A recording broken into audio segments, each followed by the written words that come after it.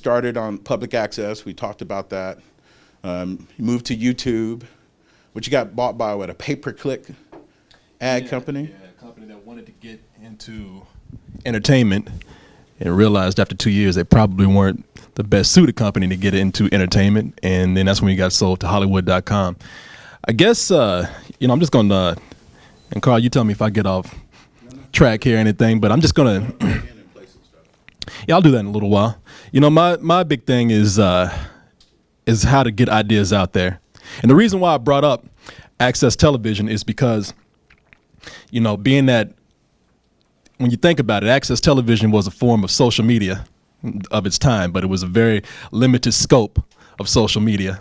Pretty much whoever was in town, and even then, the extent of that signal in that town is what you got. And so even though we got into this just to scam some free movies, I'll admit it. The return was so much greater. Accidentally, when we put it on the internet, after 10 years of doing it on access television, and realizing how limited you are, you begin to wonder, like, why am I doing this? This is great at for what it is. And for a time, it had its own payoff. With consistency and being doing our thing every week for 10 years. We got free meals from people in town. We always were invited to parties. Go down the street and people be like, hey, is that guy and all that. But that was about it. And that gets old after a while. Now that the internet has come into play, and even an early form of the internet when we first got in there, after a few years, YouTube came into play, and that was kind of limited in what you could do. You put your videos up and kind of roulette. You kind of see what would happen. Maybe I'll get 1 million hits, maybe I'll get 2, who knows? But you didn't really have too much control over what you did at that time. You put it up and that's it.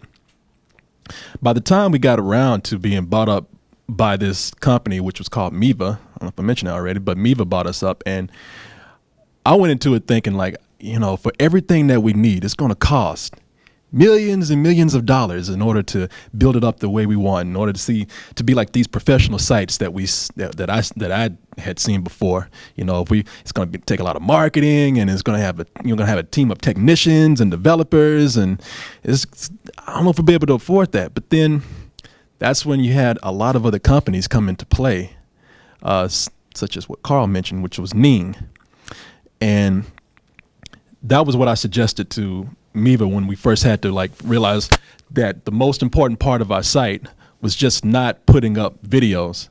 It was creating a culture around whatever it is that we were creating, all of our content.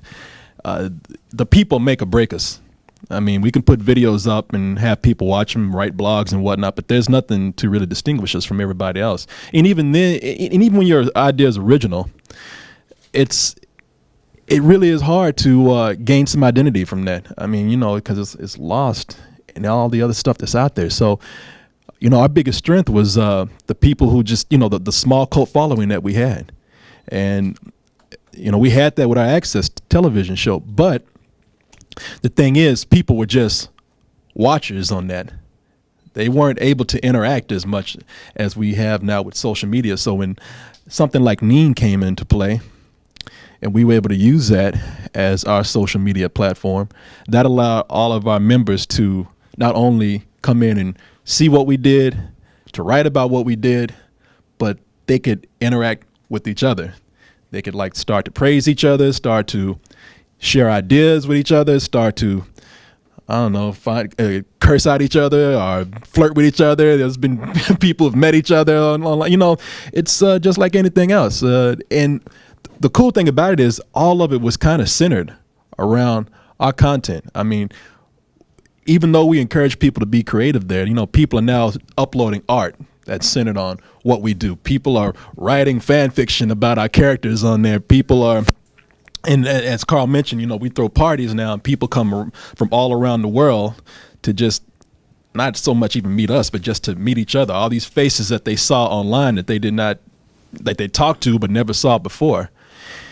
And what it all boils down to is this: there's never been a better time to be a creator.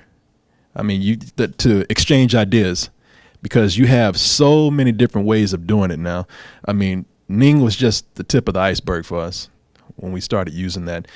Now we've incorporated a lot of other services out there, which cost, well, when we started, it cost nothing. And then people realized that they could start making a lot more money if they charge just a little bit. So it ranges from anywhere from free to however much you want to spend.